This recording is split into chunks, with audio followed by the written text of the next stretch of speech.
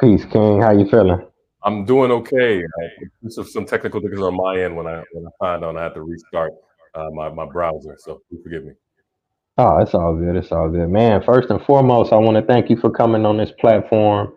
It's definitely an honor. I truly appreciate the work that you're doing. For the viewers who may not recognize you, let them know who you are and definitely where you're from. Oh man, it's a great pleasure and honor to be with you, Tay, man. And my name is Lawrence Adjah, and I'm grateful to just be sharing this platform. Just a little about me, my heart is around relationships. Relationship with God, relationship with other people, particularly the issue of loneliness, and our relationship with ourselves, mind and body. I think for many people would agree that we want to have a quality life, want to have the best life possible. And I do happen to believe that the best life possible is a product of you having the best relationships possible, starting with God, with other relationships in themselves. And so I would say that part of my mission is to help people establish and strengthen their most important relationships with God, with other people, with themselves. Some background: I'm a Brooklyn baby, raised in Piscataway, New Jersey. Parents came from Nigeria in the late '70s, and the love of hospitality was huge in our family, and loving of stranger. And so understanding my parents came from this country, not really knowing anybody, moved to New Jersey, didn't really know anybody. I saw the value and how they built a community of people who they didn't necessarily know, by loving on people, and that kind of created a system for me of loving people that I may not know. Kind of fast forward a bit, I get to school. I'm doing track and field. I kind of do the background like most people. Look to excel in something. I excel in track and field. Excel at school, and school was kind of my first time when I realized that times have changed. And I was part of the Harvard class of 2006. We were the Facebook class. So Facebook was started on my campus by my classmate, and I just saw that we were mediating a most important relationship building years behind a computer screen. And so, fast forward, find myself in the city, starting my career, and realizing that we're disconnected in ways that I don't think we were ever meant to be. And so that kind of sprang some work that I know we'll probably discuss a little bit more. But I'm grateful to be here, and it's a little bit of my background. Now I can ask you this. Now going to Harvard, man, that's like one of the greatest, universities on the earth. What was that experience like for you? Being black, coming from the motherland, being raised in America. And then also, to my understanding, you was the president of the board of directors for the Harvard Black Alumni Society. If you could talk about that as well a little bit. Oh, that's awesome, man. I would always say that Harvard experience was grace, right? I think you have one different day that of the missions officer, man, it could go either way. And so I think that you have, perhaps we all know that there's more really exceptional people out there than I think spots available. And so I always took that as like grace, plus being a Nigerian child, how that is a very, very, very prestigious thing to be a part of. But I would say I had an amazing experience. I think for many people, you have this perception of what your experience is going to be, whether you're kind of looking there to kind of find community of like-minded brothers and sisters. And I found it was a thriving community. I kind of mentioned earlier that Facebook was started on my campus by my classmate. That was my class, 2006. So Mark Zuckerberg was 2006. But it was a thriving community of what I would say, I think, critical thinkers and intellectually curious people. And I also would say that beyond just the general student body, the Black community was amazing. I did track and field. I was, involved in BSA, Black Student Association president. I was president of that. And that's where I really kind of anchored that I really loved other people. I loved our people. And you have an interesting dynamic, I think, as a first generation son of immigrants, is that, I'm like, man, I'm not Nigerian enough, or I'm not like, you feel like you're in this liminal space. But I found that I was able to learn a lot about not only just my kind of journey and reflect, but also it was actually my first major grounding of really understanding the experience of the enslaved, of the descendants of the enslaved here in the U.S. Man, I read Malcolm X, by Alex Haley autobiography. I got myself into a lot of these things, and so I built even a deeper kinship beyond just how I felt towards other brothers and sisters. My kinship was now girded by knowledge. I want to shout out one of my classmates, Brandon Terry, who's actually a professor, Dr. Brandon Terry. He was a brother from Baltimore, writing exceptionally op-eds in the local in our paper. And he really opened my eyes around that. And so I would say that the community was strong. We were active. We were, led a divestment effort when kind of like the PetroChina and Darfur and the issues was going on there, and Harvard ended up divesting. And so I would say that again, it was a beautiful community of people where I felt that there was mutual care and love. Two, it kind of was surprising for people to understand how powerful and how active we were and aware we were as a community. I would say that obviously spurred on me remaining involved, because I think about, imagine this, right? And I think especially in lieu of what's happened over the past years, we've seen, presidents transition from that university, and a lot of things that have been tied to it. But I would say that I said, man, if this group of brothers and sisters could learn and could model what it looks like for us to collaborate, for us to lead, for us to not just be about ourselves and our own personal advancement, then I think we could have a great potential to kind of impact the world in a very positive way, right? And so I think leaving there, I just felt that there was more for us to do. I also wanted to give back in terms of my experience there. And so, yeah, I became president 2010. I was on the board ever since I graduated in 2006. And, we did our Harvard Black Alumni Weekend, which was like the third of its kind, because as you can imagine, for many people, they didn't have not all earlier generations had the greatest experience at Harvard being Black. And so that was a tremendous gathering over those at least 3 different alumni weekends over the course of 2 decades. And then now actually in this year, there's another amazing alumni weekend being taking place this September. But I would say that, yeah, man, it was one, it kind of allowed me to better understand my heart for community, my love of leading leaders, and my belief that I don't believe our life is about us. I believe that our life is to be in service of others. And if this community of brothers and sisters of the diaspora and more broadly cannot model that even principle, then I think it doesn't necessarily bode great for those who are able to kind of live the quote unquote American, or at least the ideal dream. What will they do with their resources? How will they lead? How will they serve others? So amazing experience, man. Man, that's dope. I gotta take my hat off to you because I looked online. I don't know how true it is, but they say like 50,000 people apply to Harvard, and for you to, you know, make it and do your thing, and like you said, that was Mark Zuckerberg class, so that just lets you know how intellectually, strong you are, man. The Nigerian, I think they say Nigerian Americans and Nigerians that study in America, they like the smartest group. You know what I'm saying? So that's something to be definitely proud of. Like I I, say, I I got some of that DNA in me too. I would say, man, I think this is going to be relevant, for your for brothers and sisters who listen on this amazing platform. Is that I think I realized how much of grace that was, man. Because to your point, think about, how do you define smart, but then also how do you define education, right? I went to public school, right? I didn't go to private school. My parents were not rich. We didn't have all these buckets of resources to prepare for SAT, all that. And by the grace of God, I did well. Let's be clear, I did well. What I would say is that part of my education also, and I think people understand this now when they having children, is like, man, how do you interact with people? How do you interact with different types of people? And so I think my education leading up to that point was helpful because of just the diversity of the people that I came up with socioeconomically, race, class, all that. And then when I got to Harvard, there was just people from so many different backgrounds who had academic excellence, but they weren't kind of carbon copying. So I think, especially when people are talking about admissions and things and who's most qualified, and by qualified is defined by what, right? If you have 10,000 people, 30,000, 40,000 people all got 4.0s, all did a lot of extracurricular activity, all were valedictorian. Tell me, how are you defining smart? And is it as objective as you think? And so I would say that's why I say grace. I'm not on some high horse to believe that I'm the smartest person in the world or I'm the best person in the world. I'd say, one, grace of God. Two, I do believe there's something to be said around how do you create an environment of people who have that academic excellence, but now are you creating an environment where so many people from so many different backgrounds who will be leaders in the world are interacting and learning how to do that?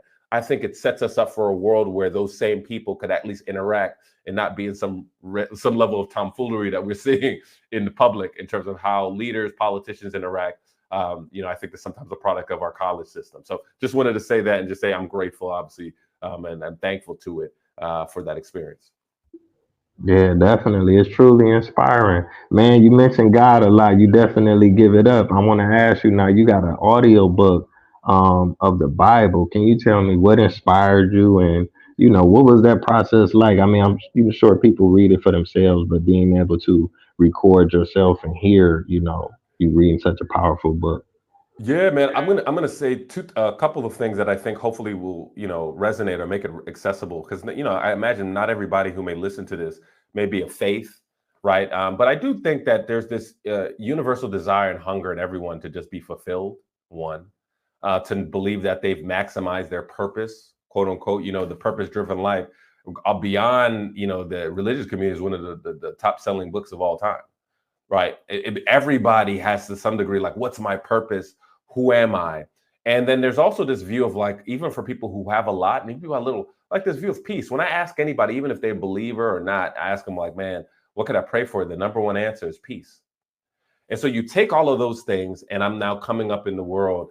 And interestingly enough, I come from a Nigerian background. I think faith was very important. I was aware of God. God was spoken about and reverenced. Yet I didn't necessarily have the greatest knowledge. I think I had more of a like surface level, knowledge, and I wanted to be a good person, quote unquote, whatever that meant. But I think I got to this stage of like, in my 20s, post Carver, where I would always like thank God, even at that time. Like, I thank God for me being here. I thank God for the opportunities. I thank God for my health, my family, all these things. But I'm like, quite frankly, if I'm being honest, man, I don't really know, I don't really know much about God, right? I know about him, but I don't know God. And I think I was at that also stage where I was also trying to discover, why was I here? Why am I here? I'm not just here just to go to school and check and achieve my way and just have a whole big resume and leave. I felt that there was something deeper, and quite frankly, all of the answers and all of the books and I combed were not really sufficient for me, and I was lacking that level of peace. And I realized that I was like, I got to this a turning point actually happened. I was in Brooklyn in CCC. I was just going to church on one Sunday, and they were inviting people to turn to the book of Micah, and I'm like, I didn't know where that was, and I'm like, I thank God for my education, my intellect, but I've applied my intellect and the gift that I saved from God to everything and everyone but God, to getting to know about God. And so I said, I'm gonna stop faking the funk. And so I also realized that I said, you know what, man, I'm not going to find this peace just achieve it. Right. I had gone to all the great schools, I worked at the great places, but I also was this feeling of peace. Like I felt like I was on the treadmill trying to find the next thing, make enough money, do enough. And I still was eluding it. And so I'd say those two things really drove me on an experience of just really learning. And, I say that was transformative for me. And I think there are a number of brothers and sisters out there who may have, like, I grew up going to church, or I grew up hearing about God, but like it's hard to know that you don't need something if you don't know what it is. Right? If you're gonna say, hey, God's not for me, I think anyone would just be like, all right, cool, let me at least figure out what this is about, and I'll figure out what if that's for me or that's not. And I think at some point I said, I'm gonna stop faking the funk. I'm gonna actually like do the due diligence. And I found that I'm like, man, it's hard to have peace if you build your life and your meaning on on all things that you could lose. Like the equation that makes sense to me. I was just like, if I do it on my wife and my family, I could lose them. If I do it on my career, I could lose my job. There are people who were millionaires in 2008 and who gave their life up. You know what I'm saying? Because they lost money. You know what I'm saying? So I was just like, if I put it on money, if I put it on my health, if I put it on my looks, if I put it on, I don't want to build my life on something where now my peace is like this. And I found that in my faith, that my value, my meaning, my identity was already set, that I didn't have to work for my value, and that out of that, it made me want to work hard and serve people. And so I would say for that was helpful. But two, to the point that I was making, I think there's something to be said around this notion of, I want to stop faking the funk.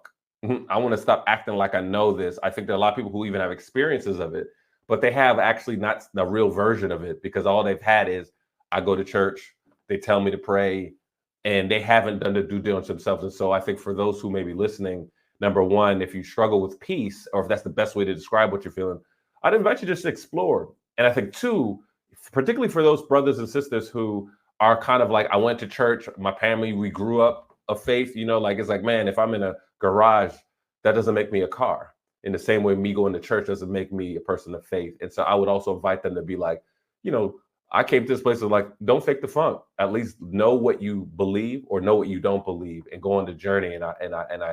I guarantee you, I think it would be illuminating for you. And so, yes, faith has informed everything. Even my work with community. I think we'll talk a little bit about this family dinner, the audiobook. I think the original question. You know, one, I found brothers and sisters like me who were like, yo, man, I really want to get to know God. I went my entire life kind of knowing about God. I don't know. And I'd say it's hard to really build your life on a faith where at least the central way that God speaks to you, you know what I mean, you never read it. And so I said, man, now people are reading audio or taking in, you know, content via audiobooks.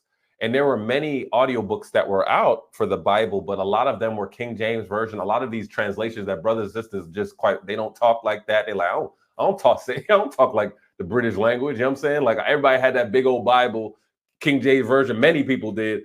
And the language was like, man, so it's another barrier for people to understand God. And there's a translation called the New International Version that is a very accessible version that many people use, that's very true to the original language and translation. And I said, one, I wanted to make it easier for brothers and sisters to know. But number two, I always tell people, if they're like, yo, it's hard to build your life on a movie you never watched. You know what I'm saying? And I said, hey, if you, the first time you go through it, like it's like the movie Inception, just watch it. Everybody watching Inception the first time, they're like, I got to go back.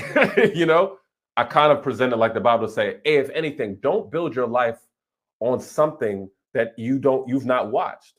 And so I think me doing the audiobook was number one, it was in a from a voice or someone that people could be like, I can relate to, sound like somebody I know. Number two, it's in a language and a translation I can understand. And number three, you're making it easier since I'm now consuming more content via audio for me to actually listen all the way through. But lastly, it was just like my thank you. How could you thank somebody who has everything? You know what I'm saying? But you can't, you know what I mean? And so for me, it was like a act of worship to be like, yo, God, like um, me knowing you has changed my life. It's giving me a level of peace and just security and confidence that like nothing could shake. This is my way of just showing love back to you, and because it will allow people, someone out there to go through it. I read the Bible cover to cover. I did that, but I know that's not we're gonna meet everybody there. So it's part of like an act of worship, man. It's part of my thank you. But I hope that my life is like a love letter saying thank you to God. Wow, that's inspiring, man. That's powerful. Like you talked about so many things, purpose and peace, man. Those things are priceless, but it seems like I guess everybody have to find out at their own time how valuable those things are because especially in America, we raised like, man, we gotta get this money. We get this money, everything gonna be all right. Then you get that money and it ain't enough. You know what I'm saying? Or you get Yeah. that success. I got 6 Super Bowls. I want 10. I want them all. You know, you ain't gonna never be fulfilled. But like you said, that's a book you gonna always have to go back to, no matter how long you live. You know. So, Brother, you understand. I think another brothers and let sisters me have been see. paying You had attention. mentioned the Family Dinner Foundation. Hmm. What? Oh no, I was making a quick point that I said enough brothers and sisters have seen people who seemingly have it all give it all up, right? And so I would just say that I think we brothers and sisters have enough examples of people who seemingly have it all, have all the money in the world, have all the accolades, and they're not doing well. They're not healthy, or they've taken their lives, and I think that's enough. I think data for people to at least reevaluate whether or not that path is going to be as fulfilling as possible. But I'll allow you to continue. No, no, you right. I appreciate you putting that out there. I was trying to ask you about the Family Dinner Foundation. What exactly is that, and what role do you play in that? Man, now, I would just say, man, that's been one of the greatest joys of my life. Family Dinner Foundation.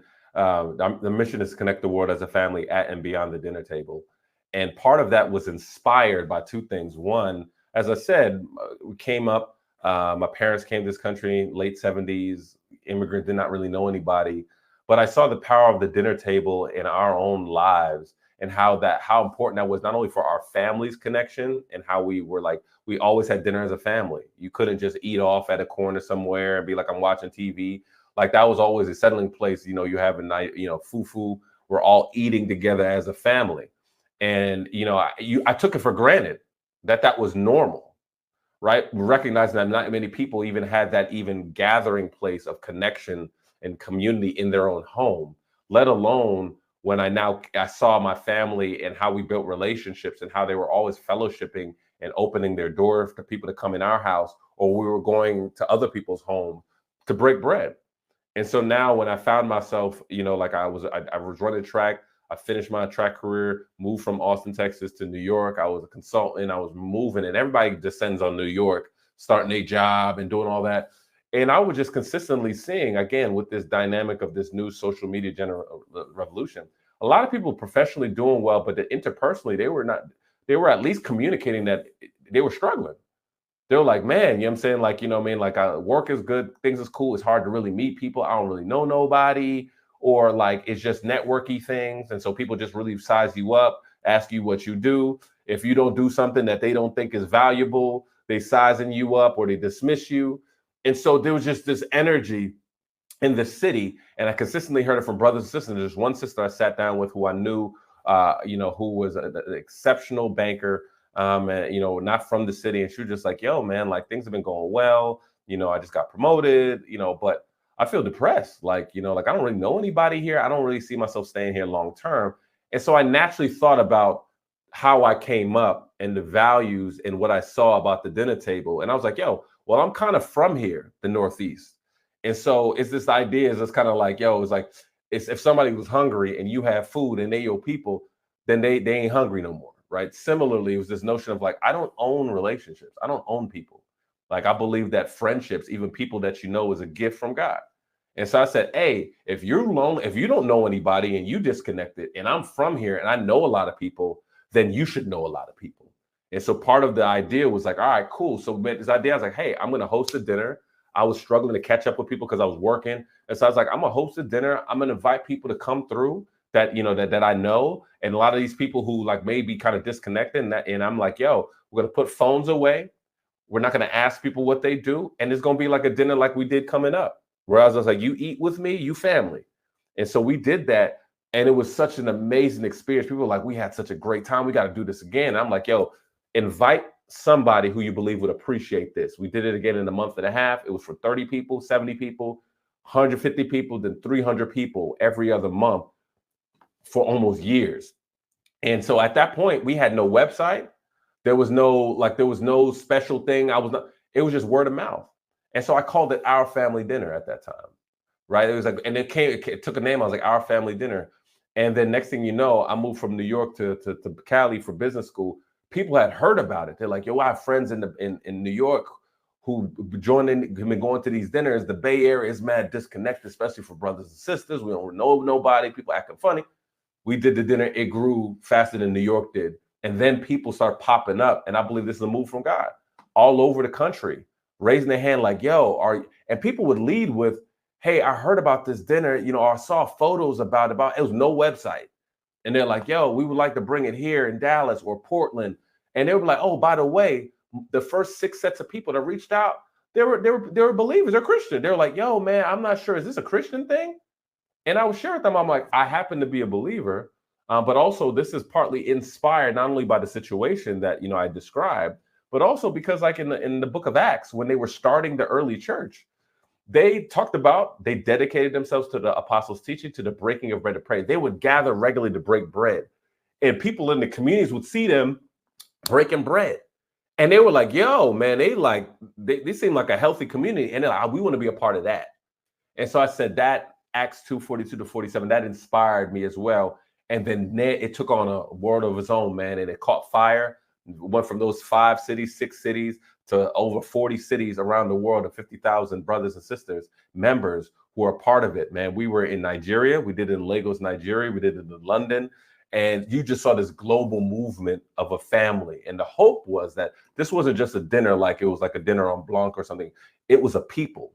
Like it was a community. Like, here's our people. We take care of each other like family. We're not blood related, but we move like that so that nobody, no matter where they are, no matter what city they live in, they can be connected to community like family. They don't have to earn family members. You know what I'm saying? And so that took on a member. So we in 2014, I said, all right, cool. We need this is growing a lot. We need to at least have a website. We need to have some checks and balances. And so then we started Family Dinner Foundation. That became the foundation, the 501c3. Our Family Dinner, the initiative was the major initiative of it. And then obviously we went for a decade plus. And so the next vision of it is like, revamping it, continuing that community being building from that, making sure that community has more options to fellowship, and then also partnering with local cities around the world, because I'm like, it's just not our brothers and sisters. As you see, this loneliness issue, with the Surgeon General is a major issue. And so I said, how could we now use, leverage this tradition to bless our neighbors? And so that we would partner with the city. So no matter what city you're in, at least once a year, there's a time when the city comes together to break bread, and then that you could be put in groups where you can get to know your neighbor, so you never feel like you have to fend for yourself. You move to a city, you don't know nobody. That's a dedicated time that you could get to know your neighbors and have a community who treats you like family. So that's our Family Dinner Foundation, ourfamilydinner.org, and we're excited about the work and the next phase of our work. Wow, that's powerful, man. That's dope. We about 27 minutes in. Let me see. I wanted to ask you. You had brought up loneliness, man, and it's to the point where you say that the Surgeon General done issued a warning. I mean, we post COVID, so is that the result of it, or is it something that was kind of brewing before COVID, and where are we at with it now, and what can we do? Just from your perspective. Yeah, man. I appreciate you asking. This was an issue for some time. And I think it was gradually happening because, there's a number of factors, as I think those listening and watching can understand. Our first original unit of community was our family, right? There's a scripture in the book of Isaiah says, God sets the lonely in families. He sets the prisoners free and gives them joy. Meaning that the lonely, he says, like, I give you family, right? It's just like, it's not good. And then if you even take it up another level, it says, it's not good for man to be alone. Like, we individually, brothers and sisters, are not meant to do life by ourselves. If for those who are believers, man, God is a community in and of himself. He's not even alone. He's Father, Son, Holy Spirit. He's one, but he's a community in and of himself.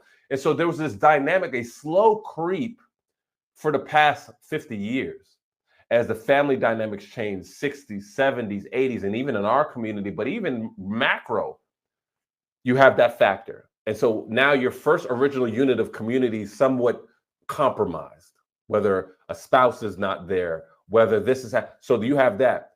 Two, you actually have some sort of the Industrial Revolution. You have some level of revolution of how we're educated, as well as how we actually make a living.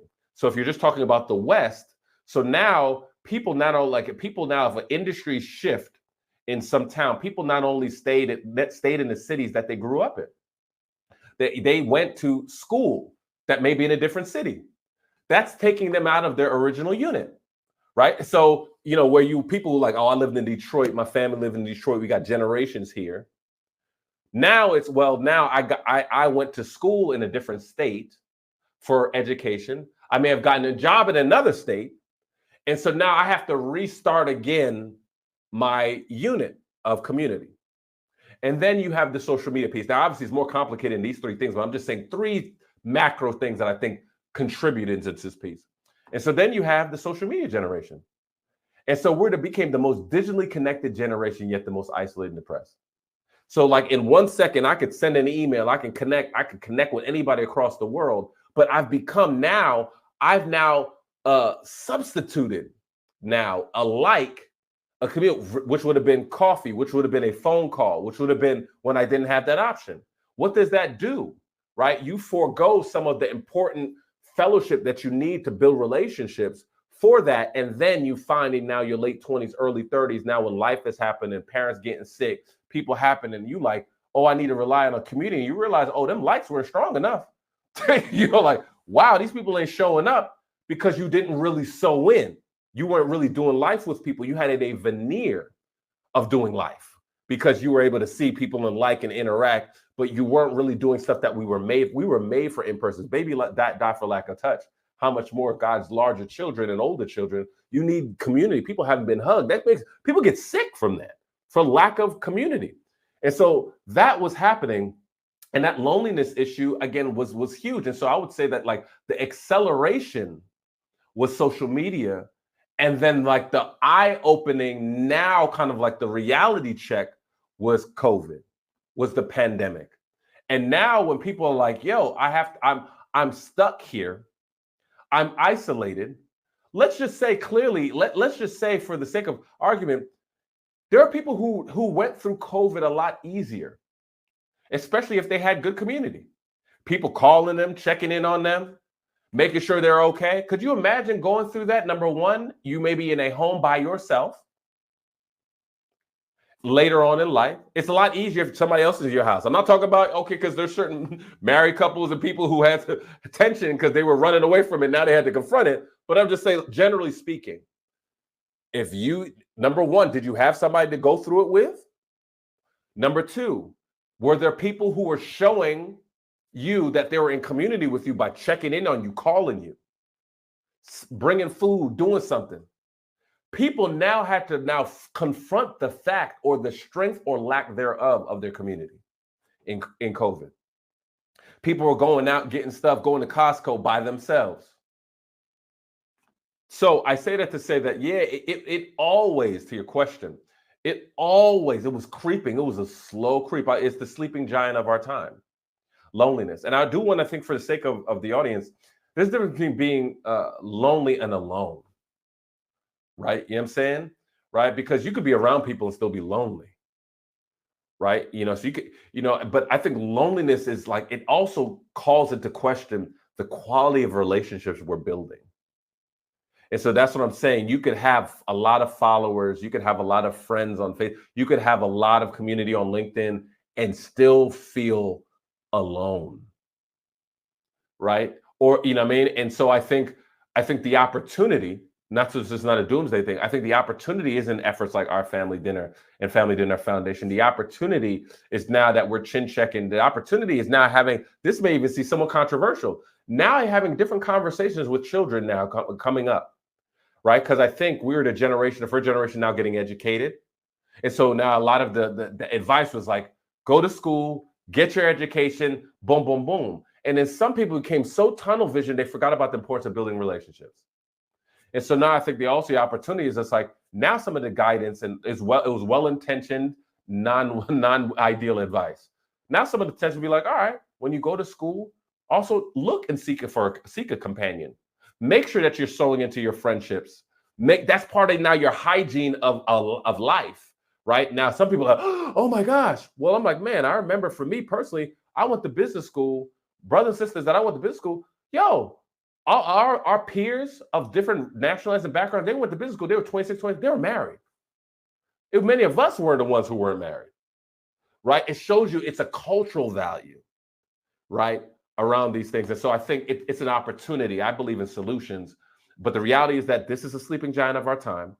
I also think it's an opportunity for the church and for the people of God, interfaith even, because even no matter what denomination you are of even the Protestant faith, brothers and sisters still believe in love thy neighbor. And the question is that we have to reckon with is, how could a world, a community be lonely living around Christians? If at the core, and love thy neighbor, he says like, man, like love the Lord your God. Like, what are the two greatest ways? Love the Lord your God with all your heart, strength, and then love your neighbor as yourself. Are we loving our neighbor as ourselves? If our neighbors are lonely, we were strangers. God invited us into his dinner table. And so I think partly, I'm excited about the opportunity for the people of God to turn outwards and to invite people in their homes to make sure that they're taking care of their neighbors. And I believe that if we don't do this, though, nothing when we talk about matter. You can't build wealth. You can talk about money. You can't build wealth unless you're building families. It's hard to build families if you're not building community. And so I think no matter what metric you look at, community building, having healthy community, people not being lonely, is a proxy and it's a foundation for human flourishing across every major metric that you could take seriously. And so I think that's why this is important. And I'm grateful that people are waking up and doing their part. Yeah, yeah. Well said, King, man. That's powerful. I'm still processing that. You dropped a lot of gems in that. I ain't gonna take up too much more of your time. I really appreciate this. This was an honor. I learned a lot just having this one conversation with you. So for the viewers who wanna, purchase your books, they wanna follow you, they wanna be a part of what you're doing. What's the best way for them to keep up with you? Do you have website, social media? I just want to say thank you. I'm grateful, man, for this opportunity to be invited on your platform, and I really am. I'm thankful and for your humility. I'm pray that people continue to support this platform, and I just appreciate and have great respect for you as a brother. Your humility and wisdom, I think, is dope, and I love what you're doing and where you're at. Shout out to Ghana. I will share that you could connect and look at the work that I'm doing. I have two things. Again, the audiobook there's gonna be a real big push through the end of the year, because a lot of people go into the new year and say, you know what, I'm gonna read the Bible, right? A lot of people start the new year like, I'm finally gonna get to it. You can get a jump on it, and so you're gonna see a big push and a promotion for that through the end of the year. But you can go to Lawrence Adjah, LAWRENCE, Adjah, A as in Apple, D as in David, J as in Jack, A as in Apple, H as in the low.com, LawrenceAdjah.com. And you'll see information, to kind of learn more. We'll learn when everything's dropping. I think too, you'll also see that I have a book. It's called The 100 Marriage. I love. We didn't talk too much even about it. Like I think part of even relationships is relationship with others, right? Significant others. I think it's hard to build anything of substance in community if we're not building families. And so I realized that most people going into, whether you're dating or you're engaged to be married, one of the major issues for people separating is misaligned expectations. You would be surprised many conversations people didn't talk about, where I'm like, you didn't talk about this, right? And so I think for many people, you are able to go in knowing that you're on the same page. It's like designing your life for your marriage, designing your marriage, and making sure that whether it comes to how you want to raise your kids, how you're going to make decisions in your family, are your parents going to live with you? Are you just going to give money? Like the detail that people don't even think about. It allows you to at least have a perspective on it. And if you're with somebody, at least do that together to see if you're on the same page, to get on the same page. And so it's called The 100 Marriage Decisions and Declarations You Need to Make Before Getting Married. And it takes a lot of the work out of your hands and allows you to at least go through it in a systematic way. That is a book that you could also reach and find on my website, LawrenceAdjah.com. And then just to follow on anything and all of the initiatives, Family Dinner Foundation, you see it there, ourfamilydinner.org. But also you can find me on social media. Adjah, my last name, Adjah_L. Drop me a note, follow, and I share a lot of more of the great work that I'm doing. I'm also part of a men's mental health tour that I host called Just Heal Bro. And it's the largest global Black men's mental health tour, Black and brown men's mental health tour in the world. And we are creating experiences to make sure that we've done it for 3 years. And it's been beautiful for brothers to connect with brothers in their city, to build relationships, but also get practical tools, like physically, making sure that you are all right, but also mentally, if you want to take the step for counseling, or you're just like, man, I'm just isolated. I work too much and I just need to have community where I live. We make sure that we look out for you in that as well. So again, great pleasure, great honor. And I pray that someone will be blessed, and we'd love to hear from you as well. Yeah, all right, all right. Now take care and be safe out there, King. Most definitely. You as well. Yeah, Blessings. peace. Take care. Mhm.